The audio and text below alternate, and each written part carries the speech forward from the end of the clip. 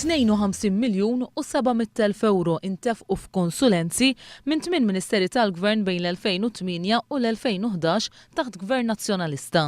Dan ifisser li sa kuljum mit-taxxi tal-Maltin u l-Awċin joħorġu 36.000 euro sabiex xi ħadd jew xi kumpanija tagħti pariri fuq suġġetti varji.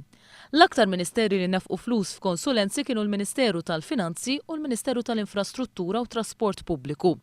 Il-Ministeru ta' Ostingat kien l-aktar ministeru li nefaq f'konsulenzi f'dawn l-aħħar 4 snin b'nefqa totali ta' 25 miljun u 600.000 euro. Bejn l-2010 u l-2011 intefqu l-aktar flus f'konsulenzi, kważi 9 miljuni ta' kull sena fl-aħħar sentejn. Fost il-flus li ntefqu minn dan il-Ministeru fl-2008 intefqu 130.000 euro u fl-2010 140.000 euro fuq rotot ġodda tas-servizz tat trasport pubbliku tal-Arriva. Il-Ministeru tal-Finanzi, immexxi mill-Ministru Tonio Fenek, bejn l-2008 u l-2011 nefaq 11 miljun u 300.000 euro f'konsulenzi. L-akbar nefqa f'konsulenzi minn dan il-Ministeru saret fl-aħħar sentejn ukoll, fejn intefqu aktar minn 11 miljun ta' kull sena.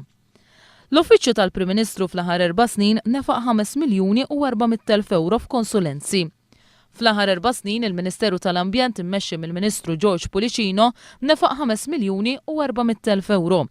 Il-Ministeru tal-Edukazzjoni nefaq 3 miljuni u nofs f'konsulenzi. U minkejja l-problemi ta' nuqqas ta' sodod, waiting lists u pilloli out of stock f'dawn l-aħħar 4 snin baqgħu jissemmew, xorta ntefqu miljun euro u nofs f'konsulenzi. Il-Ministeru tal-Ġustizzja u l-Intern li kien immexxi mill-eks Ministru Carmel Sudbonnici nefaq kważi 9 miljun euro f'konsulenzi fl-aħħar 4 snin. Il-Ministeru Tawdex f'dawn l-aħħar 4 snin nefaq kważi 200.000 euro. Meta wieħed jara n-nefqa totali tul dawn l-aħħar 4 snin kien hemm żieda ta' 114% fl-ispiża fuq konsulenzi.